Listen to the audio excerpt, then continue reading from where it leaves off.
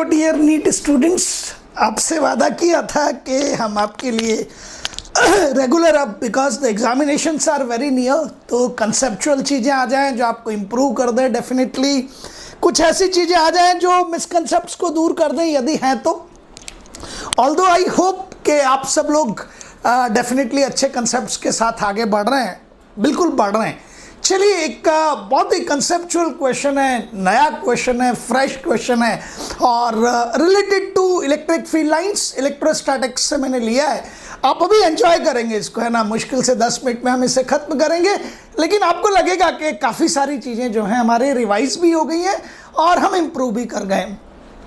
हम क्रेडिजी पे आपके लिए मॉडल टेस्ट पेपर्स लेकर आ रहे हैं, बहुत ही नॉमिनल कॉस्ट पे। There are 3 model test papers at the cost of ₹99। मतलब वो बहुत जिसे कहते हैं सिंबॉलिक है, कोई मीनिंग नहीं है उसका, क्योंकि फ्री ऑफ कॉस्ट को जो लोग हैं ना वो काफ़ी जिसे कहते हैं कि सिंसियरली नहीं लेते यार, इसलिए हमने वो ₹99 रखा है। So you will get 3 model test papers और उनमें किस तरह के क्वेश्चंस होंगे उसका सैंपल और उसका वीडियो सॉल्यूशन मैं आपको दे रहा हूँ। तो क्वेश्चन क्या कहता है समझिएगा, इलेक्ट्रोस्टैटिक्स में से बहुत बढ़िया चीज है। Number of electric field lines emitted by cationic part of heavy water.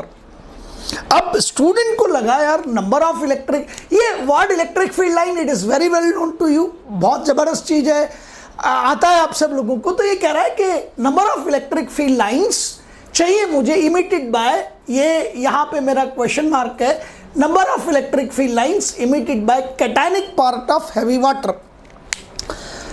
अब कैसे कैलकुलेट करें यार, बड़ा जिसे कहते हैं कि अजीब सा क्वेश्चन है। हैवी वाटर, ठीक है, नोन है हैवी वाटर, तो 2 चीजें तो क्लियर हो गई आपको कि एक तो क्या हैवी वाटर है, कैटायनिक पार्ट ये भी नोन है, और इलेक्ट्रिक फील्ड लाइंस। चलिए मैं 2 कंसेप्ट आपको सिखाता हूं। पहली चीज तो जब आप इलेक्ट्रिक फ्लक्स, क्या होता है कि कंसेप्ट पर जरा सा भी कॉम्प्रोमाइज कर गए। अब आपको लगा कि 12th पास स्टूडेंट्स हैं, मुझे इलेक्ट्रिक फ्लक्स की डेफिनेशन थोड़ी लिखनी है, 12th पास हो गया मैं तो, शहंशाह हो गया मैं तो इस तरह के कंसेप्ट कॉम्प्रोमाइज आपको दिक्कत कर देते हैं। तो इलेक्ट्रिक फ्लक्स की डेफिनेशन क्या है, इलेक्ट्रिक फ्लक्स खुद कहता है that what will be the total number of electric field lines passing through the given area. Flux जो है ना वो अल्टीमेटली चार्ज या तो एक्सेप्ट करता है या इमिट करता है। आपको पता है फ्लक्स का मतलब ही क्या है, फ्लक्स का मतलब ही इलेक्ट्रिक फील्ड लाइंस का नंबर है। तो ये तो पहली चीज क्लियर हो गई आपको, ठीक है ना। और आपको पता है फ्लक्स डेंसिटी, यही इलेक्ट्रिक फील्ड डेंसिटी होती है आपकी, यही इलेक्ट्रिक फील्ड इंटेंसिटी होती है। Number of electric field lines passing through the which area, number of electric field lines passing through the unit area when that unit area is placed perpendicular to the direction of electric field lines. That is nothing but उसी को हम electric field intensity कहते हैं। E vector से आप represent करते हैं उसको। Is that clear? तो वो यूनिट एरिया वाली चीज तो यहाँ है नहीं आपके पास में, क्योंकि मुझे तो क्या करना है, total number of electric field lines emitted निकालनी है कि टोटल कितनी इमिट हुई है आपके पास में। समझिएगा, ये दोनों चीजों को आपको समझना पड़ेगा कि फ्लक्स क्या है और फ्लक्स डेंसिटी क्या है। फ्लक्स डेंसिटी का रिलेशन तो सीधा हो गया किससे, इलेक्ट्रिक फील्ड इंटेंसिटी से। एग्रीड? आपको पता ना, जहां से ज्यादा number of electric field lines जाती हैं हम कहते हैं electric field intensity is more. Easy questions होता है। तो वो तो एक चीज क्लियर हो गई। यहां मुझे क्या चाहिए, मुझे number of electric field lines चाहिए, ठीक है। इसका मतलब मुझे क्या कैलकुलेट करना है, इलेक्ट्रिक फ्लक्स। तो ठीक है सर, और इलेक्ट्रिक फ्लक्स कैलकुलेट करने के लिए हमें जरूरत पड़ती है किसकी, दैट इज या तो फॉर्मूला लगा लो या गॉस लॉ लगा लो, ठीक है ना। And Gauss law is the best way to calculate the electric flux. Heavy water D2O होता है। O-2 की बात करेंगे तो आप अपने आप कहेंगे कि सर वो कौन सा पार्ट है, नेगेटिव पार्ट है, नेगेटिव आयंस है, तो वो तो एनोड की तरफ जाएंगे आपके पास, तो वो तो एनायंस हो गए। और ये जो D है जिसे आप H12 कहते हैं, ये रहा, ये आपके पास हाइड्रोजन का आइसोटोप है second, H11 then H12 and H13।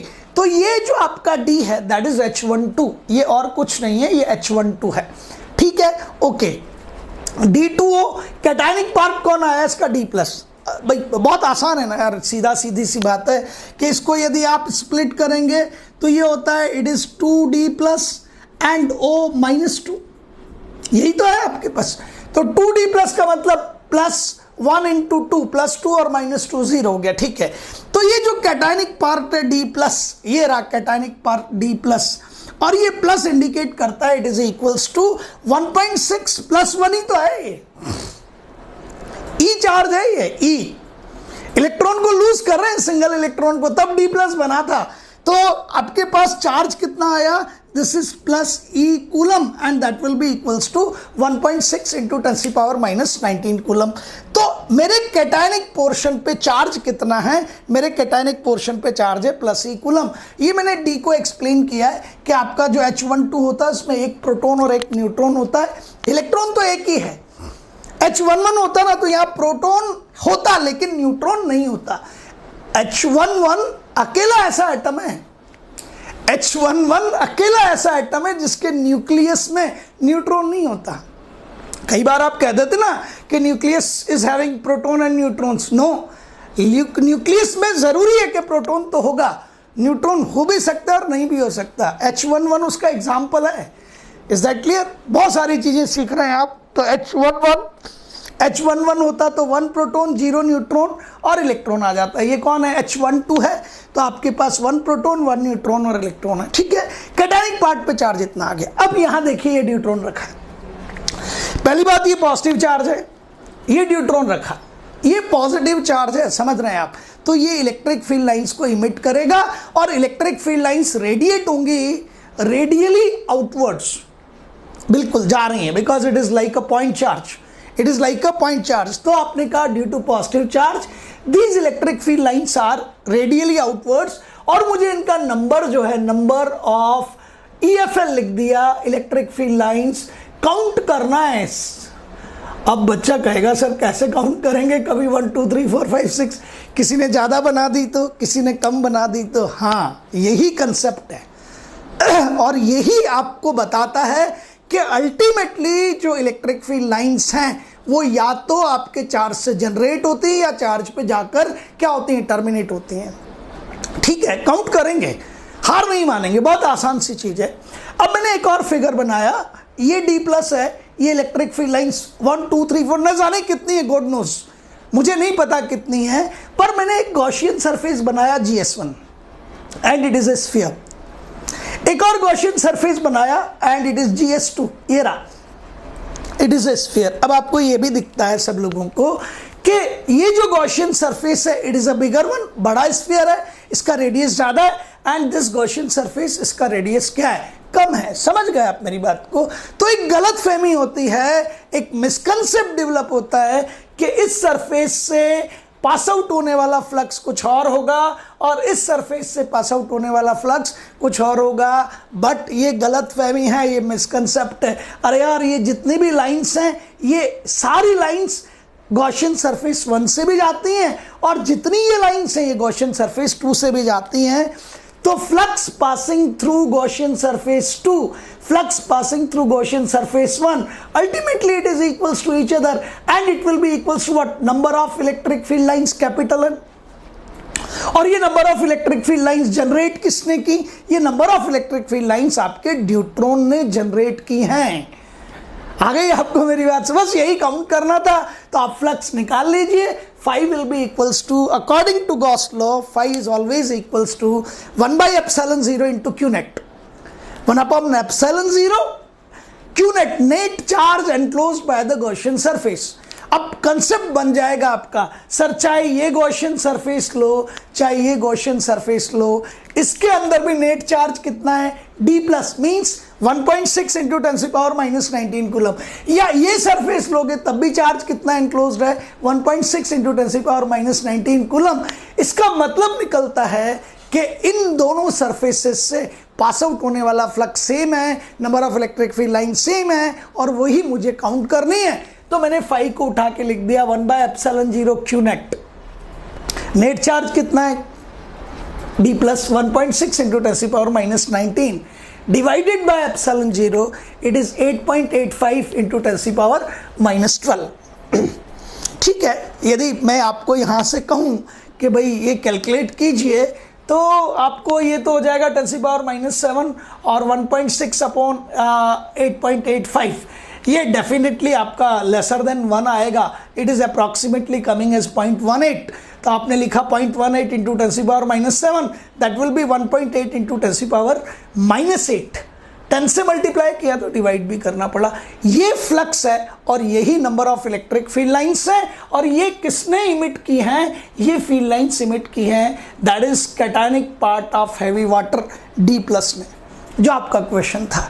तो आंसर आपके पास आएगा that it is of the order of 1.8 into 10⁻⁻8, तो it is of the order of 10⁻⁻8। Options आपको मिल जाएंगे 10⁻8, 10⁻12, whatever it be there, but answer is 10⁻�8। अब समझिएगा, ये बहुत इंपॉर्टेंट चीज है जो आपको बताने जा रहा हूं, दैट्स वेरी वेरी इंपॉर्टेंट। आप कहोगे सर ये कितनी आएंगी? 1.8 इंटू 10⁻⁻8 इसका आप यूं लिख सकते थे that it is 18 divided by 10⁻7। देखना, देखें कुछ गलत तो नहीं है। 10 9 एग्रीड। अब आप मुझे कहोगे 18/10⁻9, इट विल बी सर 0.000। समझ गए आप? अरे यार ये तो एक लाइन भी नहीं है, it is not a single line. अच्छा आप काउंट करो कि 1 2 3 4 5 नंबर ऑफ लाइंस कितनी हो सकती हैं? 1.2 नहीं हो सकती, 1.8 नहीं हो सकती, या तो 2 होंगी या 3 होंगी या 10 होंगी या 15 होंगी, कंप्लीट नंबर होगा ना। यहां तो आपके पास में नंबर ऑफ फील्ड लाइन कितनी? इट इज अ फ्रैक्शन, और फ्रैक्शन कितना? वो भी इवन नॉट इक्वल्स टू 1। तो आप कहोगे कि सर क्या एक भी इलेक्ट्रिक फील्ड लाइन जनरेट नहीं हो रही? यस, दैट्स व्हाई वी से, इसीलिए कहा जाता है कि इलेक्ट्रिक फील्ड लाइंस रियल नहीं है, दीज आर इमेजिनरी।